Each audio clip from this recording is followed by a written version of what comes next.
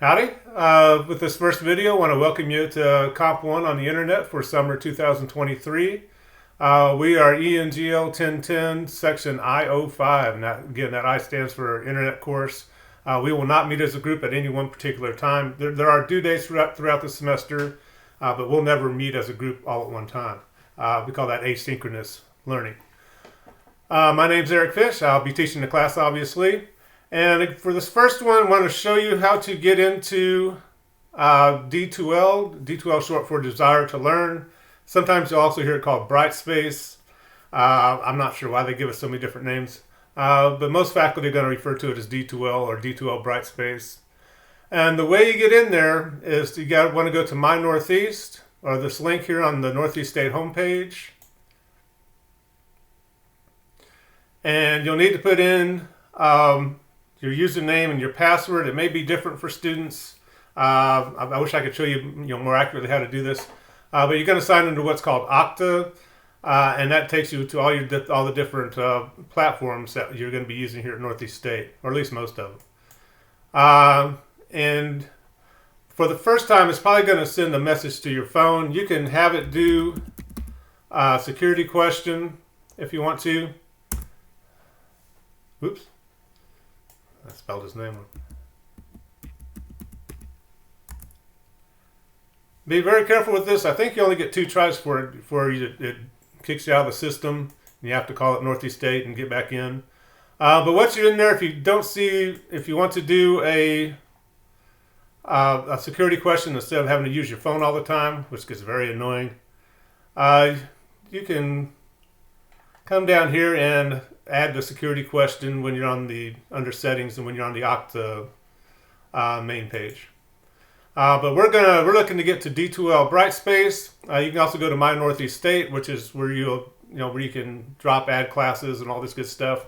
And I strongly recommend once you get into Okta to change your password. It's probably going to be your birthday in 6 digits to begin with. But anybody who knows your birthday can probably guess your username as well, and they can wreak havoc with all this stuff. Also, we're Office 365, your email's at, and you want to check your Northeast State email, right? If financial aid has a problem, they're going to send 1,000 emails to this Northeast State email. If you're not checking it, you can run into some serious problems. Long way to go just to get to the class here, but once you do it a few times, it's pretty quick. But we're looking to get into D2L, and generally once you get into Okta, you can get into all these things without having to do any more passwords. And it's going to pop up your courses. Make sure you're under summer 2023. If you're like, I don't see the class, you may be on a wrong semester or something. Depends how many times you've been in Northeast State, obviously, or how many semesters. Every once in a while, take a time to read the announcements. They put some important announcements here. If you need tutoring or want help, this virtual backpack's the thing to click on. But we're going to click on our class. Have to close some more there. And you should see this pop up, and you'll see a welcome page. Generally, we're just going to start seeing a reminder notices here on this first page, and also send your email reminders as well. One thing to kind of show you before we get into the class, to check your email, you just come here and you just click this little mail icon. If you do this while you're in the class, you only see emails from our particular course, and if you're taking like 2 or 3 classes during the summer, and you do that while you're within the Comp 1 course, you won't see emails from your other instructors. And it'll pop up your most recent emails, and then once you get in there, which takes a while and it sucks on your phone, you want to click on the different emails that you want to look at. And again, generally I'll send you reminder emails, and for email contact, you want to use the D2L email. All right, so we're going to get into the course finally. And I'm not going to go through every little single thing on the syllabus or something like that. You're going to do a syllabus quiz. But some of the important functions in D2L that we're going to be using. 1, assignments. That is where you're going to submit your work. The first things coming due are a syllabus quiz and an introduction paragraph. And I'll show you, there's videos to show you how to submit those and do those. But when I say put something into the assignments Dropbox folder, this is where I'm talking about. Whoops. You'll also see the class list. For me to email the class, I just click on this, click on email, and I can email everybody all at the same time, which is a great function in D2L. And that's why I want us to stay in D2L in terms of emailing for any course concerns, needs, or whatever.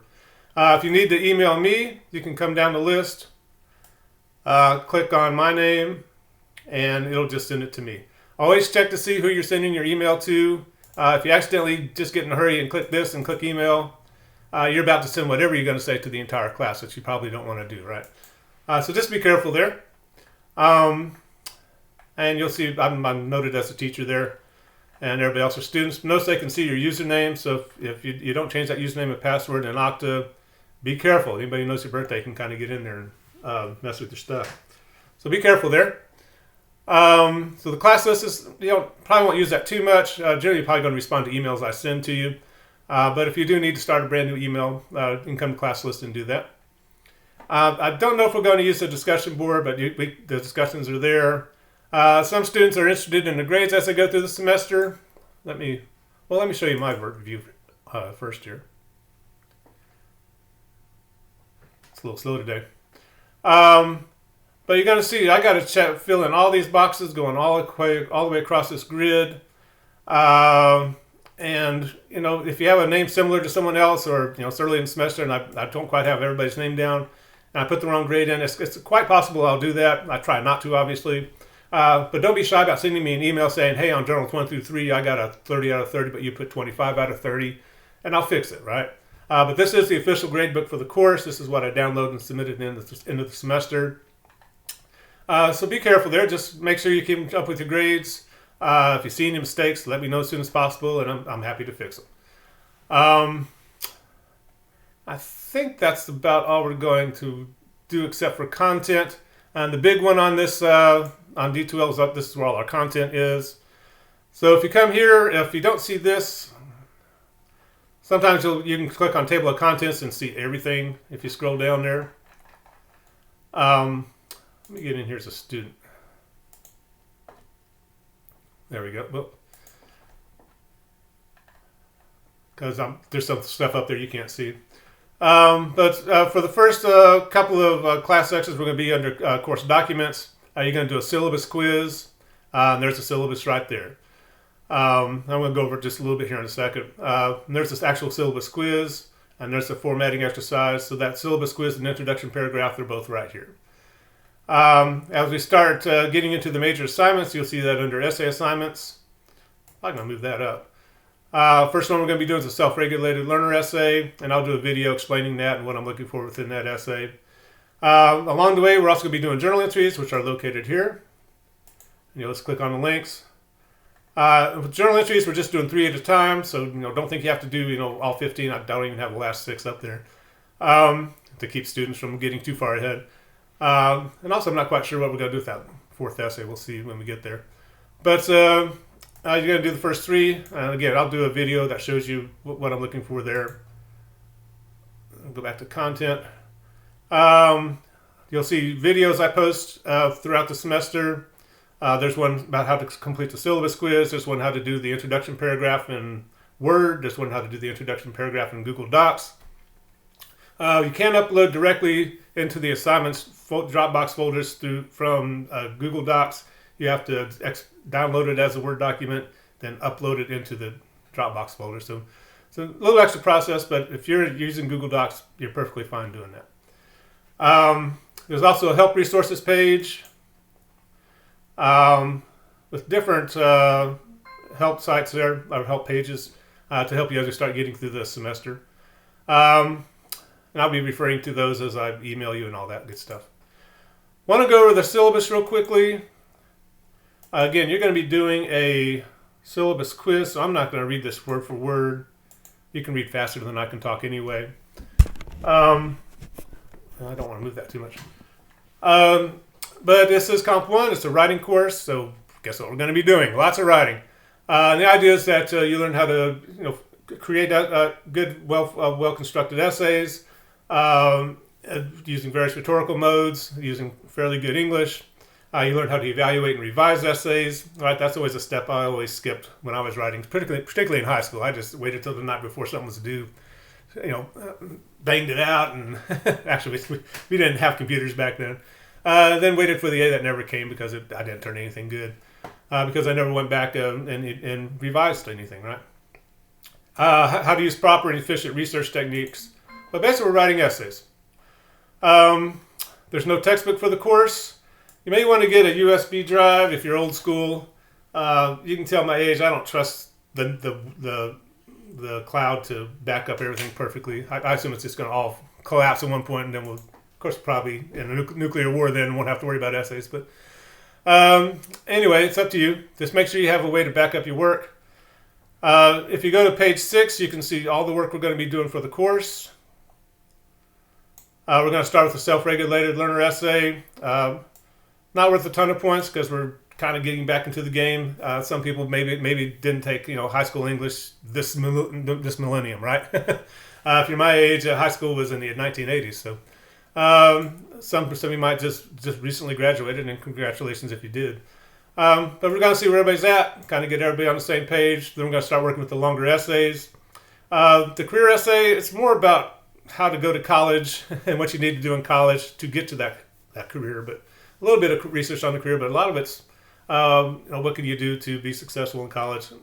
Do you know your academic plan? Do you know what you have to do once you get out of your 2-year program and go to a 4-year program, if that's what you're going to do?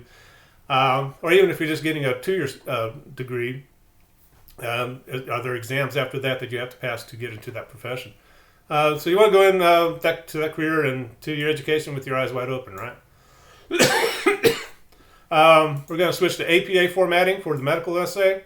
You're going to tell the story of someone with the medical topic and use APA research. A lot of you, if you're going into the social sciences or to the medical field, you're going to be writing in APA format, so you want to be introduced to that.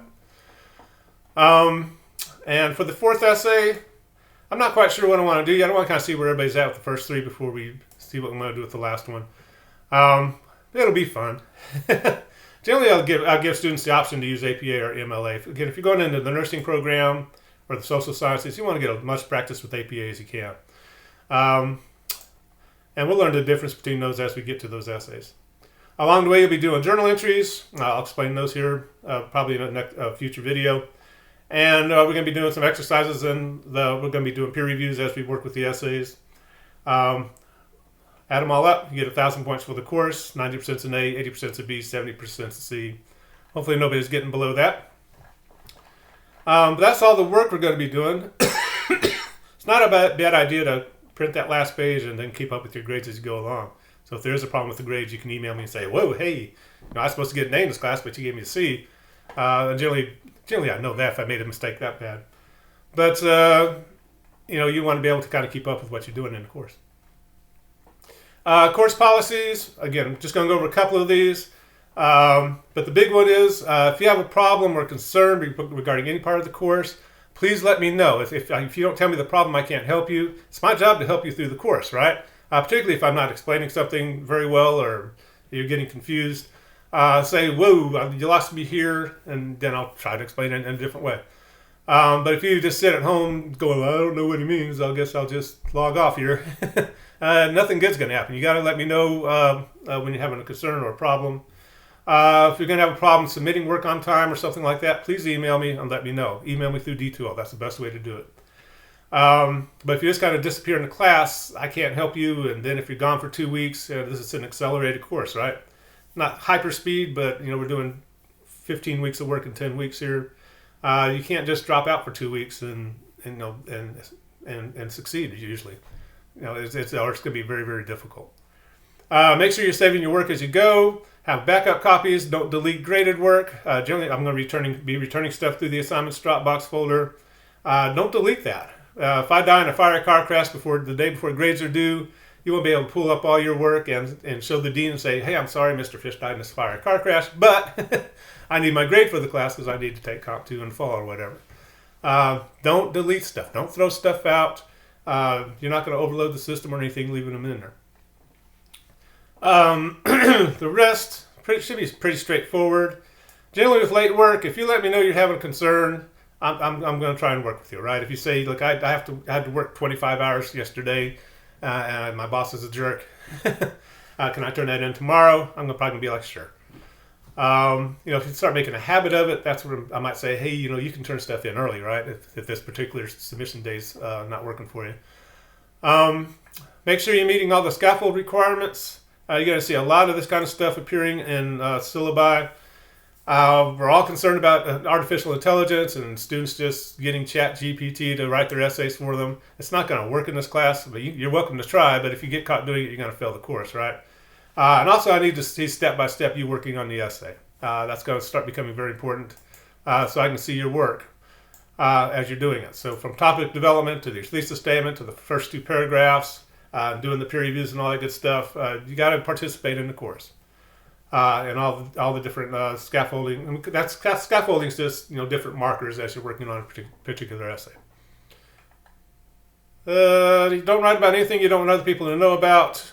We're not going to publish this on the open web, but we are going to be doing peer reviews. So like with the APA medical essay, don't write about anything you don't want other people in the class to know about, because they are going to be reading it. And I'll remind you about that as we go along. Make sure you're checking your email. Generally, sometime after 3 o'clock is the best way to do it. Generally, I'll answer email. I'll try to do it twice a day, like around 10 a.m. and 3 p.m. And of course, at least once on the weekends.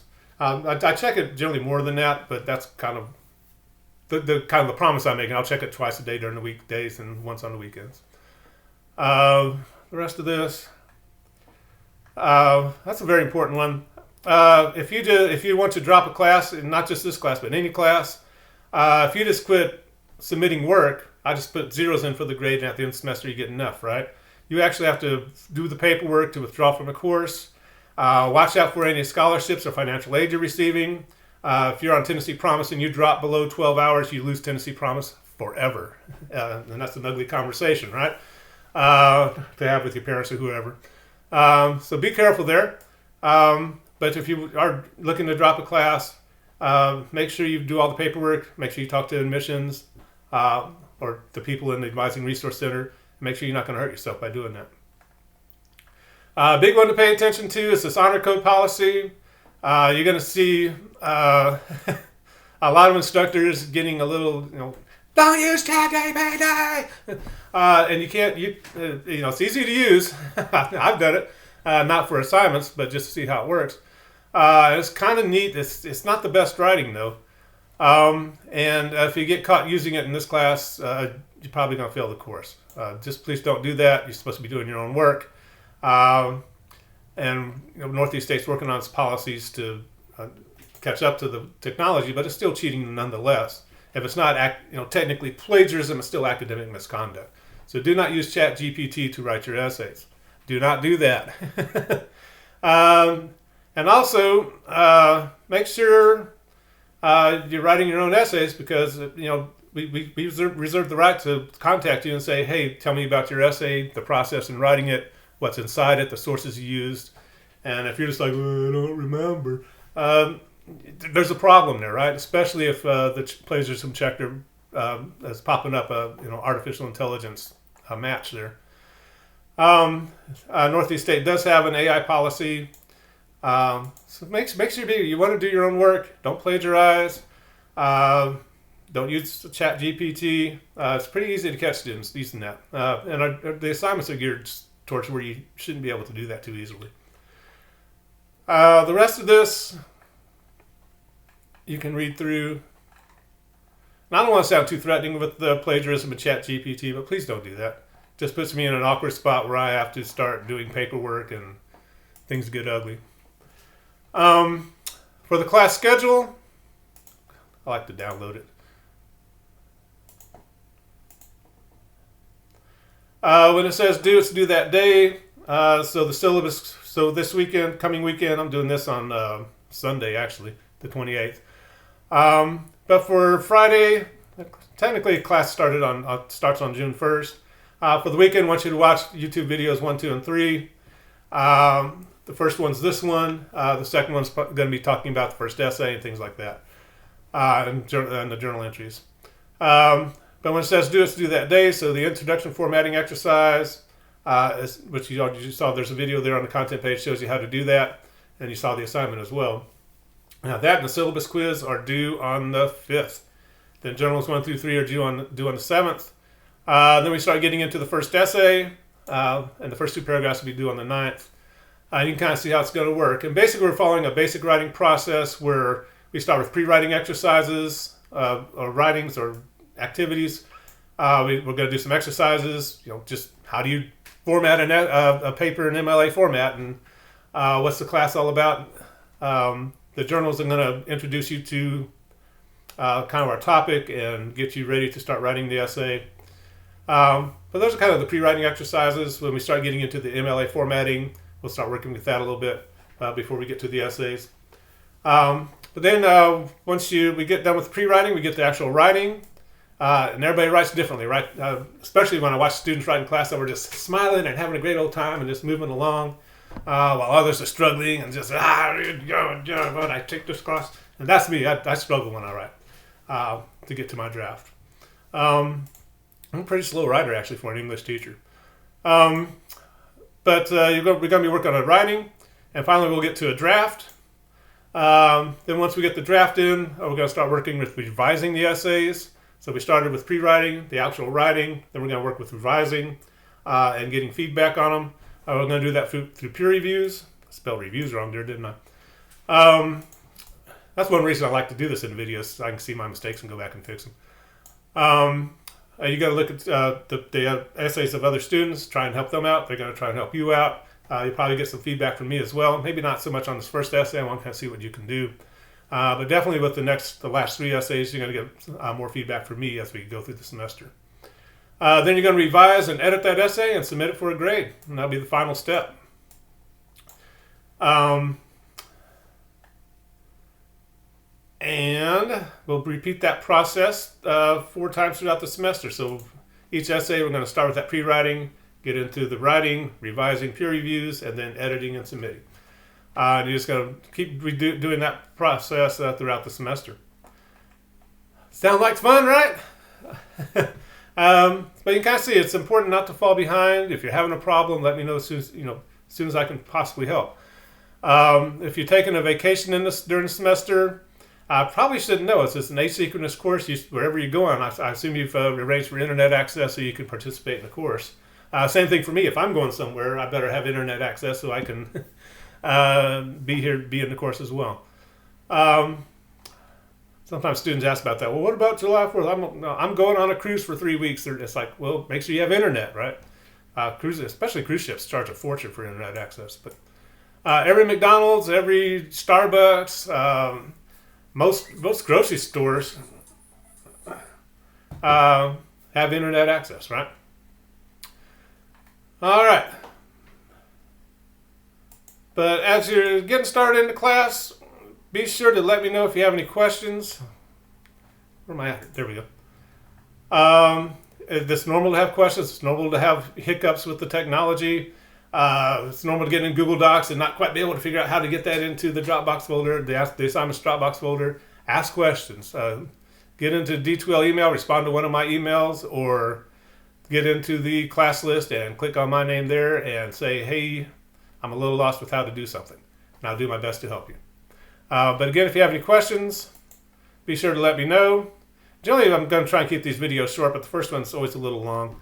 But I'm going to keep saying this over and over. If you have a question, be sure to let me know, okay? And we'll have a good semester. Bye-bye.